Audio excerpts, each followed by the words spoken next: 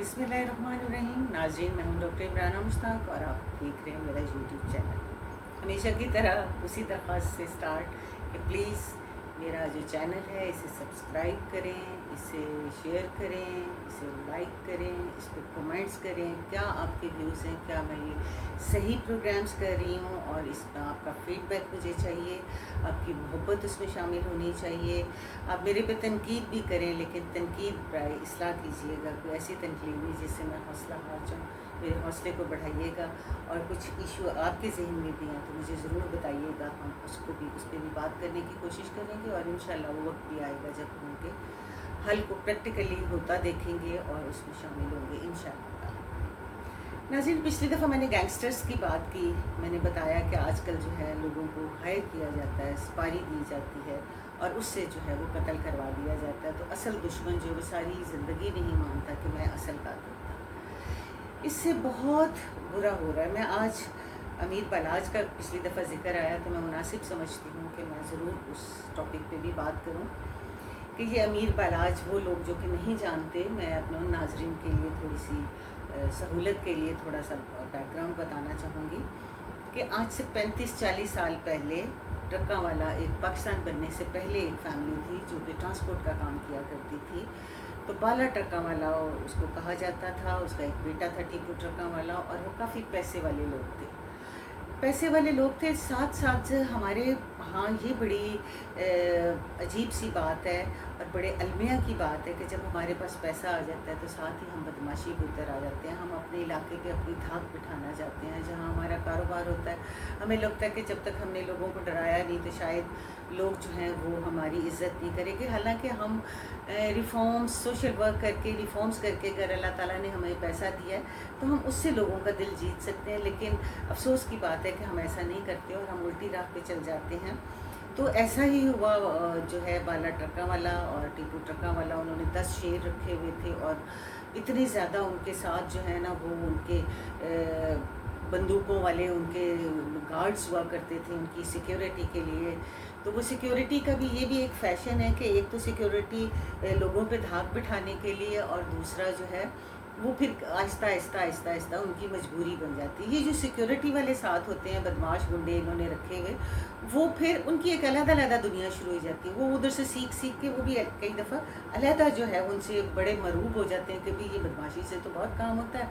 तो वो सोच लें कि अगर किसी ने 10 गार्ड्स रखे हुए तो 10 बदमाश भी जो है माशरे को तैयार करके दे रहा होता है। 10 फैमिलियों को वो तबाह कर रहा होता है, चाहे वो छोटे पैमाने के बने या बड़े पैमाने के, बट वो बन जाते हैं। तो इसी तरह ये टीपू बालाज और बाला ट्रक्का वाला, टीपू ट्रक्का वाला अपनी ज़िंदगी गुजार रहे थे। फिर टीपू ट्रक्का वाले पहले बालाज का कत्ल होता है और कोई पता नहीं चलता, फ़लाँ था फ़लाँ था फ़लाँ था, इसी तरह हो गया। और उनको बज़ाहिर जो बताया जाता है कोई इंसाफ नहीं मिलता। फिर टीपू ट्रक्का वाले का वो एयरपोर्ट से होता है, वापस आ रहा होता है दुबई से, तो उसका कत्ल कर दिया जाता है 2010 में। जबकि कहने सुनने में ये आ रहा है कि वो अब इस ज़िंदगी से तंग आ गए थे। वो चाह रहा था कि अपने बच्चों को एक महफूज ज़िंदगी दे और इस दुश्मनदारी से उनको निकाल दे। तो उसने अपनी फैमिली को, बच्चों को, बेटों को, 3 बेटे हैं उसके, उनको दुबई शिफ्ट कर दिया था।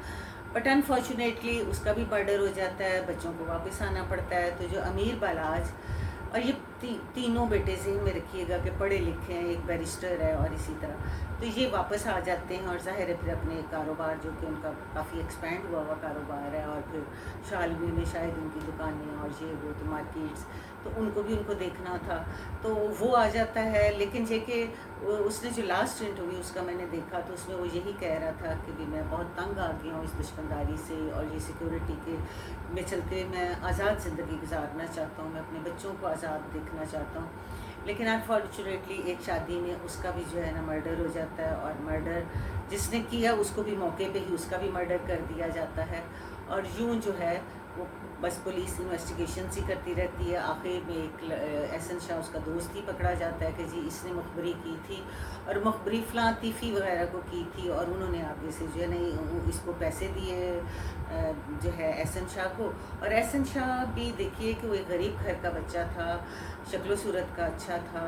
تو اس کی فیس بک پہ کہتے ہیں کہ دوستی ہوئی تھی بالاج کے ساتھ، تو اس کو اس کا لائف سٹائل جو وہ بڑا اچھا لگا، تو وہ بھی اس کا ایک بڑا قریبی، باتوں سے بہت سارے لوگ ہیں کہ دوست الجھا لیتے ہیں، اپنی سنسیئرٹی کی جو ہے وہ بہت زیادہ یقین دلا دیتے ہیں، اور اس نے بھی کہیں ایسا ہی کیا، اور اس کے کہتے ہیں کہ وہ بالکل بھائیوں کی طرح اس کے ساتھ ٹریٹ کرنا شروع ہو گیا، جیسا لباس خود پہنتا تھا ویسا اس کو لے کے دیتا تھا، اس کی گاڑیاں، اس کے گارڈز، اس کی جو ڈیرے، وہ سب کچھ استعمال کرتا تھا، لیکن ظاہر ہے اس کو تو لالچ پڑ گیا تھا، وہ کہاں رکنے والا تھا، اس نے ان کے جو دشمن تھے تیفی اور گوگی بٹ، ان کے ساتھ مل کے تو یہ پروگرام بنایا کہ اس کا بھی مرڈر ہو جانا چاہیے، اور انہوں نے کہا کہ ہم تمہیں اتنے کروڑ، جو سننے میں آ رہے ہیں یہ تو واللہ عالم بالصواب، کہ جو مبینہ طور پہ جو سننے میں آ رہا ہے، بہرحال اس کا بھی قتل ہو جاتا ہے، پھر احسن شاہ پکڑا جاتا ہے، احسن شاہ جیل میں چلا جاتا ہے، پھر اس کو ایک دن پولیس مقابلے میں مارا جاتا ہے، اس کے بارے میں بھی ڈفرینٹ ویوز ہیں کہ جی اس کو بھی وہ جو تھا انہوں نے تیفی وغیرہ نے مروا دیا، کیونکہ وہ نہیں چاہتے تھے کہ وہ کوئی اٹک کرے، کوئی بتائے سچ، اور یہ تو اب جو انویسٹیگیشن سامنے آئیں گے، اینڈ آئی ہوپ کہ پولیس میں بہت زیادہ جو ہیں پڑھے لکھے اور ایماندار لوگ بھی آگے آ رہے ہیں جو ہائی پوسٹ پہ ہیں، تو انشاءاللہ وہ اس کا بہت اچھا اور خوبصورت حل نکالیں گے، اور ایسا حل جو کہ آنے والی نسلوں میں جو دشمنی جو ہے نا وہ ختم کر دے گی۔ اس کے بعد کیا ہوتا ہے کہ یہ جو 3 قتل ہوئے، امیر بالاج کا، پھر احسن شاہ جو ہے پولیس مقابلے میں مارا جاتا ہے، اور تیسرا تیفی بٹ کا بہنوئی جو ہے جاوید بٹ، وہ اچانک جو ہے بیوی اور بچوں کے ساتھ، وہ بچوں کو ہی لینے چھوٹے اپنے گرینڈ چلڈرن کو اسکول جا رہا ہوتا ہے، تو اس کا بھی مرڈر یہ نہر پہ ہی FC کالج کے پاس ہو جاتا ہے۔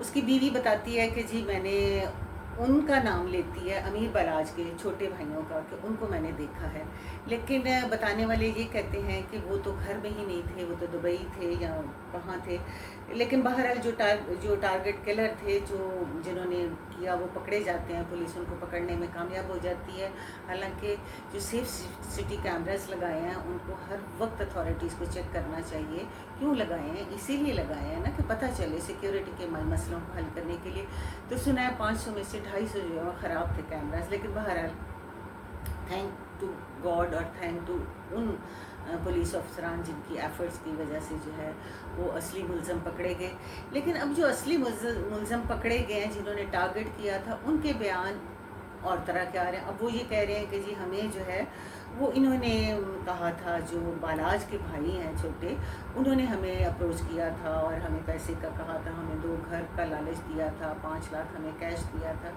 لیکن یہ تو باتیں ابھی سنی سنائی ہیں، جب ایک دفعہ جو ہے پریس کانفرنس ہوگی اور ایویڈنسز کے ساتھ پولیس جو ہے ان کو پیچھے کھڑا کر کے تو یہ بات کرے گی، تو یہ تو باتیں پھر سامنے آئیں گی۔ ابھی تو امیر بالاج کا جو خاندان ہے، ظاہر ان کا دادا، باپ، بھائی، اتنے لوگ چلے گئے، اب جو باقی جو نارمل زندگی گزارنا چاہتے تھے وہ بھی بھگوڑے ہوئے ہیں، بھاگے ہوئے ہیں گھروں سے، وہ گھر علیحدہ تباہ، وہ تیفی بٹ وغیرہ جنہوں نے ان کے ساتھ گوگی بٹ جو دشمنی لی تھی وہ علیحدہ، کیونکہ دونوں گھروں نے ایک دوسرے پہ بے شمار پرچے FIR درج کرا چکی ہیں۔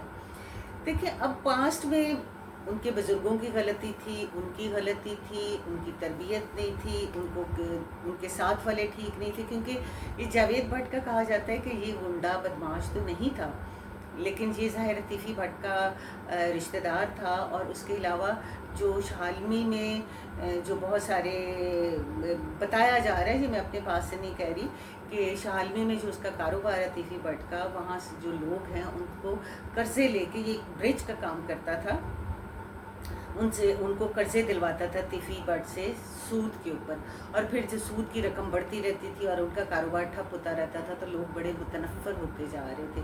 پھر آپ کو پتہ ہی ہے کہ یہ جو گینگسٹرز اور یہ جو بدماش ہوتے ہیں، انہوں نے دھاک بٹھانے کے لیے چھوٹی موٹی بدماشیاں تو کرتے رہتے ہیں، تنگ تو کرتے رہتے ہیں، کہ ایون میں دیکھ رہی تھی کہ تیفی بٹ کا ایک کوئی گن مین جو ہے، اس کا بھی بھائی جو ہے نا وہ بھتہ لینے کے لیے آ گیا، تو لوگوں نے ایک ویڈیو میں دیکھ رہی تھی کہ اس کو پکڑ کے تو پھر خوب اس کی پھینٹی لگا رہے تھے۔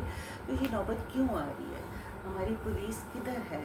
ہماری پولیس کو سامنے آنا چاہیے اب، اور ان کی اب صلح ہو جانی چاہیے۔ خدارا کتنے کو لوگ اور قتل ہوں گے، کتنے کو لوگ اور جو ہیں وہ اس بھینٹ چڑھیں گے دشمنی کی، تو یہ اب کوئی جو ہے لوگ جو ہیں صلح کی بات بھی کر رہے ہیں، تو یہ صلح ان کی ہونی چاہیے، لیکن کون کروائے گا؟ کیونکہ میں وہ سن رہی تھی کہ بالاج کا دادا جو ہے जो उनकी रिश्ते में मामू लगता है, लेकिन दादा उसको समझते हैं और उसके तौर पे ट्रीट करते हैं। तो वो कह रहा था हमारे साथ तो कोई बात ही नहीं कर रहा सुलह की, ना कोई हमारे पास आ रहा है। और वो बेचारा कह रहा था कि मैं जो एक अपाहज, मैं चल फिर भी नहीं सकता, तो मेरे पे भी पर्चे कराने से वो अभी तक बाज नहीं आ रहे जो मुखालफिन हैं।